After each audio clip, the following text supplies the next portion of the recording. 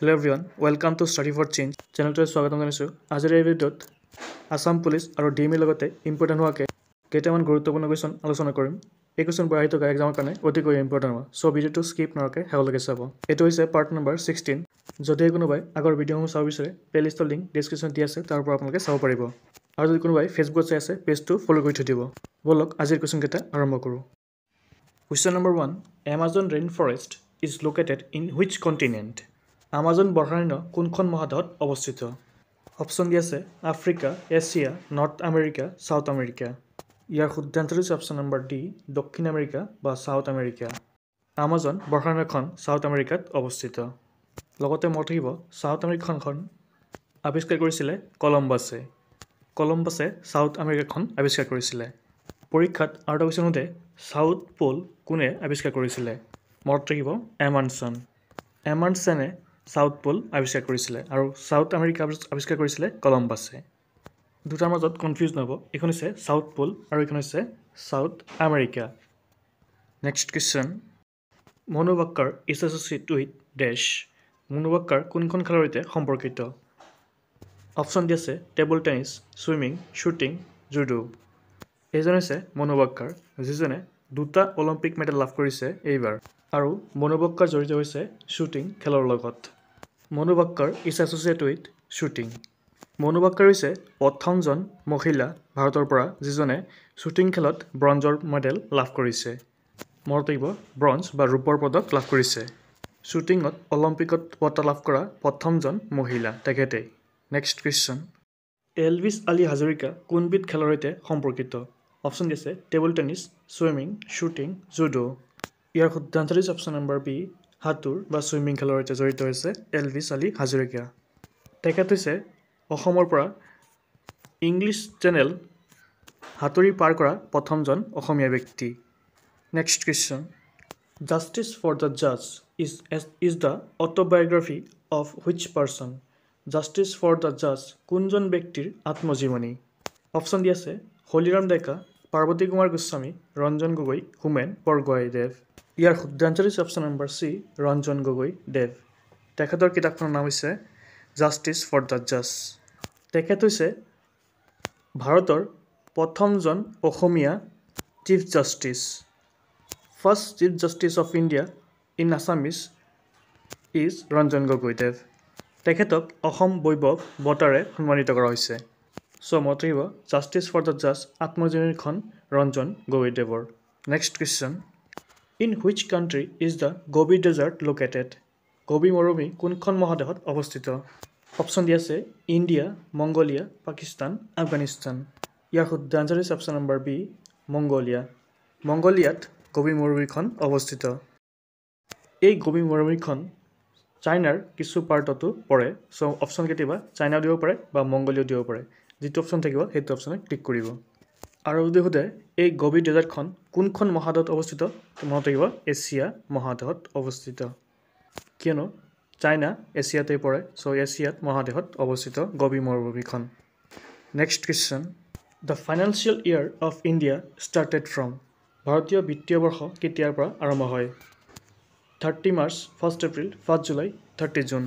ইয়াৰ শুদ্ধ এনচাৰ হৈছে option number B, 1 April. 1 এপ্ৰিলৰ পৰা ভাৰতীয় বিত্তীয় বৰ্ষ আৰম্ভ হয় আৰু অন্ত পৰে 31 মাৰ্চ।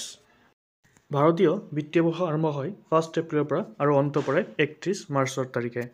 ধৰি লওক 1 এপ্ৰিল 2024ত আৰম্ভ হৈছে, চ' 31 মাৰ্চ 2025ত এণ্ডিং হ'ব।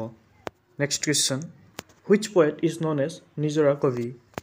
কোনগৰাকী কবিক নিজৰা কবি বুলি জনা যায়? অপশ্যন দি আছে অমূল্য বৰুৱা, শৈলধৰ ৰাজখোৱা, কমলাকান্ত ভট্টাচাৰ্য, বিনন্দ চন্দ্ৰ বৰুৱাদেৱ। ইয়াৰ শুদ্ধ এনচাৰ হৈছে option number B, Sailadhar Rajkhowa দেৱ। তেখেতক নিজৰা কবি বুলি জনা যায়। Next question, which river separates Karbi plateau with Naga hills? কোনখন নদীয়ে কাৰ্বি মালভূমিক নাগা পাহাৰৰ পৰা পৃথক কৰে? অপশ্যন দি আছে ধনশিৰি, দয়াং, কপিলী, বৰাক। ইয়াৰ শুদ্ধ এনচাৰ হৈছে option number A, Dhansiri. Dhansiri নদীয়ে কাৰ্বি মালভূমিক নাগা পাহাৰৰ পৰা পৃথক কৰে। Next question, Phulkari is the famous handicraft of which state? Phulkari কোনখন ৰাজ্যৰ প্ৰসিদ্ধ হস্তশিল্প? অপশ্যন দি আছে মহাৰাষ্ট্ৰ, ছিকিম, মধ্যপ্ৰদেশ, পাঞ্জাৱ।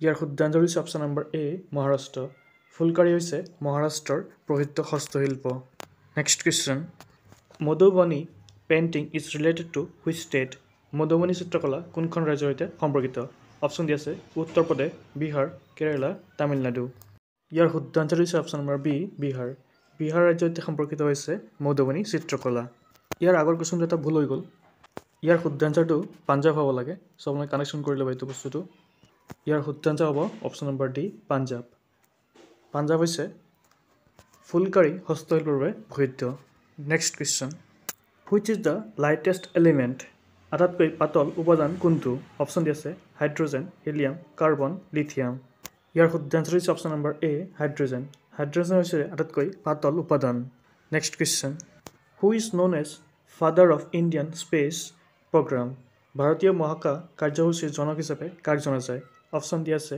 ৰামা কে সাৰাভাই বিক্ৰম আম্বালা সাৰাভাই কৃষ্ণস্বামী ৰাগা জি মাধৱন নায়াৰ ইয়াৰ শুদ্ধ আনসাৰ হৈছে option number B Vikram Ambala Sarabhai father of Indian space programme হিচাপে বিক্ৰম আম্বালা সাৰাভাইক জনা যায় next question the famous Lucknow pact of 1916 was sign between 1916 চনৰ বিখ্যাত লক্ষ্ণৌ চুক্তিৰ কাৰ কাৰ মাজত স্বাক্ষৰিত হৈছিল অপশ্যন দি আছে মহাত্মা গান্ধী আৰু আগা খান বাল গংগাধৰ তিলক আৰু মহম্মদ আলী জিন্না মহাত্মা গান্ধী আৰু মহম্মদ আলী জিন্না বাল গংগাধৰ তিলক আৰু আগা খান ইয়াৰ শুদ্ধ আনসাৰ হৈছে option number B Bal Gangadhar Tilak and Mohammad Ali Jinnah 1916 চনৰ লক্ষ্ণৌ পেক্টত বাল গংগাধৰ তিলক আৰু মহম্মদ আলী জিন্নাৰ মাজত চুক্তিখন স্বাক্ষৰিত হৈছিল এই ইয়াৰটো মনত ৰাখি থ'ব বহুত ইম্পৰ্টেণ্ট হয় 1916 চনত লক্ষ্ণৌ পেক্ট চুক্তি স্বাক্ষৰিত হৈছিল এই চুক্তিখন কংগ্ৰেছ আৰু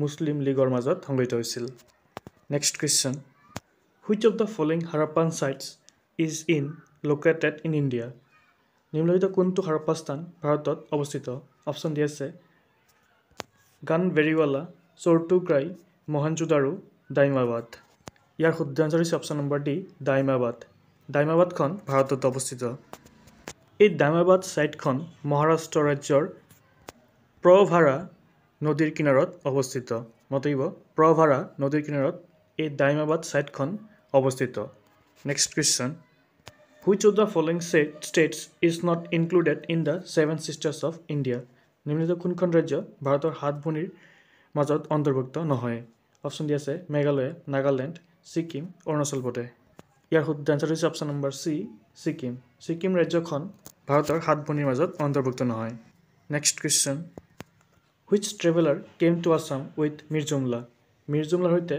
কোনজন পৰিব্ৰাজক অসমলৈ আহিছিল অপশ্যন দি আছে Shahabuddin Talish Hiuen Tsang Megasthenes none of the above ইয়াৰ শুদ্ধ আনসাৰ হৈছে option number A Shahabuddin Talish মিৰ্জুমলাৰ সৈতে অসমলৈ আহিছিলে চাহাবুদ্দিন তালিছ লগতে মনত ৰাখি থ'ব মিৰ্জুমলাই অসমত আহিছিলে 1662 খ্ৰীষ্টাব্দত next question who was the founder of Syed dynasty Syed ৰাজবংশৰ প্ৰতিষ্ঠাপক কোন আছিল অপশ্যন দি আছে চিকান্দৰ লোডি জালালুদ্দিন খিলজী নাছিৰ উদ্দিন মাহমুদ খিজিৰ খাঁ ইয়াৰ শুদ্ধ আনসাৰ হৈছে অপশ্যন নম্বৰ ডি খিজিৰ খান হৈছে চৈয়দ ৰাজবংশৰ প্ৰতিষ্ঠাপক এই চৈয়দ ৰাজবংশখন প্ৰতিষ্ঠা হৈছিলে 1414 আৰু চলিছিলে 1421 লৈকে এই চৈয়দ ৰাজবংশখন দিল্লী চুলতানেটৰ 4th ৰাজবংশ আছিলে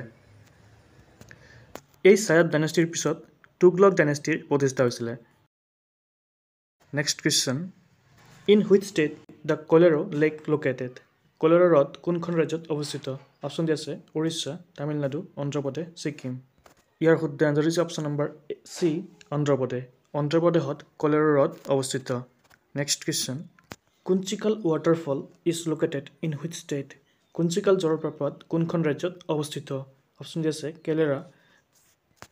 কেৰেলা তামিলনাডু অন্ধ্ৰপ্ৰদেশ কৰ্ণাটকা ইয়াৰ শুদ্ধ আনসাৰ হৈছে অপশ্যন নম্বৰ ডি কৰ্ণাটকা ৰাজ্যত কুঞ্চিকাল জলপ্ৰপাতখন অৱস্থিত আৰু আজিৰ শেষৰ কুৱেশ্যনটো হৈছে Swarnalata is a historical novel written by Swarnalata ঐতিহাসিক উপন্যাসখন কোনে ৰচনা কৰিছিল অপশ্যন দি আছে নৱকান্ত বৰুৱাদেৱ পদ্মনাথ গোহাঁই বৰুৱা ৰজনীকান্ত বৰদলৈ তিলোত্তমা মিশ্ৰ ইয়াৰ শুদ্ধ আনসাৰ হৈছে অপশ্যন নম্বৰ ডি তিলোত্তমা মিশ্ৰ তেখেতে স্বৰ্ণলতা ঐতিহাসিক উপন্যাসখন ৰচনা কৰিছিল আজিৰ এইকেইটা কুৱেশ্যন আছিলে যদিহে আপোনালোকৰ ভিডিঅ'টো চাই ভাল লাগিছে প্লিজ লাইক শ্বেয়াৰ ছাবস্ক্ৰাইব কৰি থ'ব আৰু এনেকুৱা ধৰণৰ ভিডিঅ' পাই থাকিবলৈ থেংক ইউ ফৰ ৱাচিং